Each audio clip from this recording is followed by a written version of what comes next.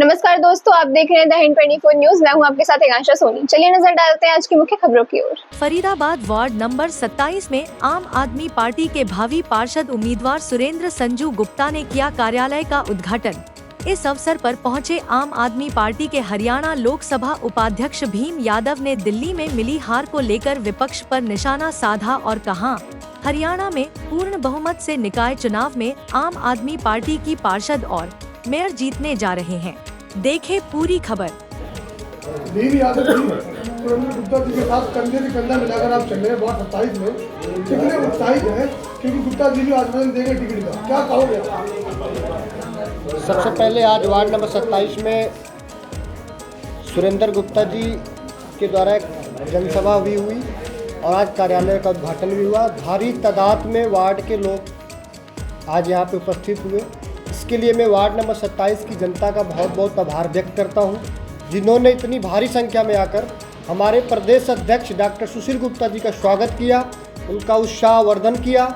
और आने वाला जो चुनाव है जो घोषित हो चुका है, अभी आचार संहिता भी चल रहा है, 2 तारीख को वोटिंग होगा, 12 तारीख को काउंटिंग होगी और आप देखेंगे कि इस वार्ड के अंदर आम आदमी पार्टी और झाड़ू भारी बहुमत से चुनाव जीतेंगे। देखा जाए जैसे कि आज से 3 साल पहले जिस तरह से आम आदमी पार्टी के टिकट के लिए भीड़ हुआ करती है, वो भीड़ नजर नहीं आ रही है। कहीं ना कहीं कहा जाए तो कार्यकर्ताओं को अवसर मिलता ही है। देखिए, मैं आपको बड़ी जिम्मेदारी के साथ विश्वास दिलाता हूँ कि आप 2-4 दिनों के अंदर देखेंगे फरीदाबाद के अंदर आम आदमी पार्टी के अंदर एक भारी जुनून दिखाई देगा आपको। काफ़ी लोग घर से बाहर निकलेंगे, हमारे दोबारा से कार्यकर्ता एक्टिव होंगे। एक वार्ड में 3-3, 4-4 लोगों के फॉर्म हमारे पास आए हुए हैं। हम उस पर बड़ी गंभीरता से उस फॉर्म को ले रहे हैं, देख रहे हैं भाई कौन सा कैंडिडेट हमारा भारतीय जनता पार्टी कैंडिडेट को टक्कर देगा। और निश्चित रूप से अच्छे कार्यकर्ता आ रहे हैं, अच्छे लोग निकल कर आ रहे हैं और आने वाले समय में इसका रिजल्ट आपको अच्छा मिलेगा। संयोजक ने एक बात कही थी कि इस जन्म में भाजपा सरकार नहीं आ सकती और इस जन्म में भाजपा सरकार ने रिकॉर्ड तोड़। नहीं, देखिए, बिल्कुल टूटा है या घमंड? न कोई अहंकार टूटा है, न कोई घमंड टूटा है। भारतीय जनता पार्टी अगर जनता की ओट से अरविंद केजरीवाल को हरा देती तो हम स्वीकार कर लेते, लेकिन भारतीय जनता पार्टी नरेंद्र मोदी ने CBI, ED, IT और तमाम प्रकार के लठ तंत्र, मोदी तंत्र और गुंडागर्दी से चुनाव जीता है। आप बताइए, लोकतंत्र में गुंडे मालिक होते हैं, लोकतंत्र में IT, CBI, IT और इनके जो जितने भी तानाशाही लोग मालिक होते हैं, जनता मालिक होती है। लोकतंत्र में जनता मालिक होती है। अगर जनता ईमानदारी से अपने वोटों से हमें हराती तो हमें स्वीकार्य होता। लेकिन आप बताइए, आप मीडिया के लोग हैं, नई दिल्ली के अंदर प्रवेश वर्मा रोज पैसे बांट रहा था। किस कानून में लिखा है नोट बांटने, किसको अधिकार है? वहाँ सोने की चेन बांटी जा रही थी, चप्पलें बांटी जा रही थी, कपड़े बांटे जा रहे थे। मोदी जी का चुनाव आयोग मूक दर्शक बन के देख रहा था। आप मुझे इसका जवाब दीजिए, 2 तारीख को वोटिंग है और 12 तारीख को काउंटिंग है। क्या ये फरीदाबाद के इतिहास में कभी ऐसा हुआ है? ये 10 दिन क्या होगा? क्या लगता है? बिल्कुल हो सकती है। मैं चुनाव आयोग से आप सबके माध्यम से भी अपील करता हूं कि इस तरह की चीज़ें नहीं होनी चाहिए। आप पारदर्शी चुनाव कराइए। आपने दिल्ली के अंदर धांधली करवाई है, आपने दिल्ली के अंदर लठ तंत्र का इस्तेमाल किया है, आपने नोट के दम पे आपने चुनाव जीता है, आपने लठ के दम पे चुनाव जीता है, आपने सारी गुंडागर्दी की हदें पार करी है। फरीदाबाद के अंदर 75% लगभग इसकी आबादी 65 से 75% यूपी, बिहार, पूर्वांचल के लोगों की है। आज आए दिन इस समाज को मारने पीटने का काम होता है। आज इस समाज के साथ दुर्व्यवहार होता है। यहाँ पे जितनी भी नुमाइंदे में जीते आज तक, चाहे भारतीय जनता पार्टी के हो चाहे कांग्रेस के हो, आज तक कभी इन लोगों ने पूर्वांचल के लोगों को मौका नहीं दिया।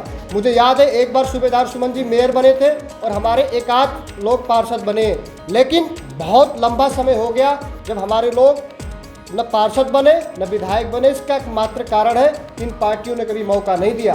दिल्ली के अंदर अरविंद केजरीवाल ने 2 दर्जन विधायक बनाए थे, मंत्री बनाए थे।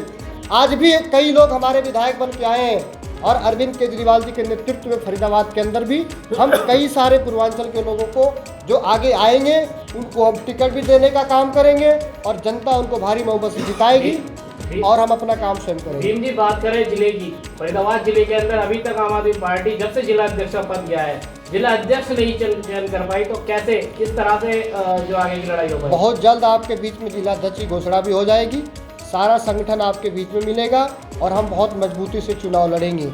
जैसा कि आपने एक आरोप लगाते हुए नजर आए हो कि भाजपा पैसे बांट रही थी, लेकिन भाजपा का कोई वीडियो वायरल नहीं हो पाया है इस बार दिल्ली के चुनाव में। लेकिन आतिशी जी का एक बंदा था जो उसके वहाँ ऑफिस में काम कर रहा था, वो 5 लाख रुपए बांटता हुआ नजर आया था, उसकी वीडियो वायरल हो रही थी, क्या कहेंगे? शायद आपको नज़र ना आया हो, लेकिन एबीपी न्यूज आज तक न्यूज़ 24 पे परवेश वर्मा के घर में से 1-1 हज़ार की नोट महिलाएं लेकर आ रही थी बंद लिफाफे के अंदर, और उन्होंने लिफाफे से पैसे निकाल कर दिखाया। आपको शायद ये बात पता नहीं है कि जिस दिन चुनाव हो रहा था, बूथ से मात्र 100 मीटर की दूरी पे आप इसी जंगपुरा विधानसभा में मनीष सिसोदिया जी खड़े थे, और जिस बिल्डिंग के सामने खड़े थे वहाँ उस बिल्डिंग से नोट बांटे जा रहे थे, और मनीष जी ने इलेक्शन कमीशन को फ़ोन करके कहा कि इस बिल्डिंग को सील करिए, इसमें से पैसे बांटे जा रहे हैं। लेकिन इलेक्शन कमीशन सिर्फ देखता रहा, उसने कुछ कार्रवाई नहीं करी, पुलिस वाले भी वहाँ मूक दर्शक बने हुए थे। तो देखिए, हमारी जो बात है, बिल्कुल हम स्पष्ट कहना चाह रहे हैं कि भारतीय जनता पार्टी को चुनाव हराने का शौक है तो जनता अपने वोट से हराए और जनता की ओर से जीत कर आए। हम जनता पे भरोसा करते हैं, जनता के वोट पर भरोसा करते हैं, और हमें उम्मीद है कि इलेक्शन कमीशन क्या एजेंडा लेके आए? अब तो चुनाव छोटा चुनाव है, इसमें क्या एजेंडा आपका होगा? हमारा कैसे आप जीतेंगे? हमारा जीते आ जाएंगे आप? हमारा एजेंडा इसमें बहुत स्पष्ट है। गलियां जो यहाँ की कच्ची गलियां हैं, इसको बनवाना है, लोगों के लिए सीवरेज की व्यवस्था करनी है, लोगों के लिए पानी की व्यवस्था करनी है, मीठा और साफ पानी की व्यवस्था करनी है, महिलाओं की सुरक्षा के लिए सीसीटीवी कैमरे लगे, स्ट्रीट लाइट लगे, और सबसे बड़ा मुद्दा मैंने जो आपको बताया, दोबारा रिपीट कर रहा हूँ कि हमारे पूर्वांचल के लोग चाहते हैं कि सरकार एक अस्थाई अपने बजट से छठ घाट बना कर दे इनको, जिससे कि हमें हर साल छठ पूजा के अवसर पर किसी नेता के सामने गिड़गिड़ाना ना पड़े। बहन जी, मेयर का चेहरा भी घोषित कर चुके हैं, और बात करें 46 वार्डों की, तो पार्षदों का किस तरह से चलन होगा? पार्षदों की स्क्रीनिंग हमारी एक बार हो चुकी है, बहुत जल्द हम हो सकता है 2 दिन में 3 दिन में हम कैंडिडेटों की घोषणा भी, जैसे प्रदेश अध्यक्ष जी कह रहे थे, घोषणा हो जाएगी, और हम एक मजबूत, अच्छे, साफ छवि के ऐसे ही तमाम खबरों के लिए जुड़े रहिए द हिंद 24 न्यूज के साथ।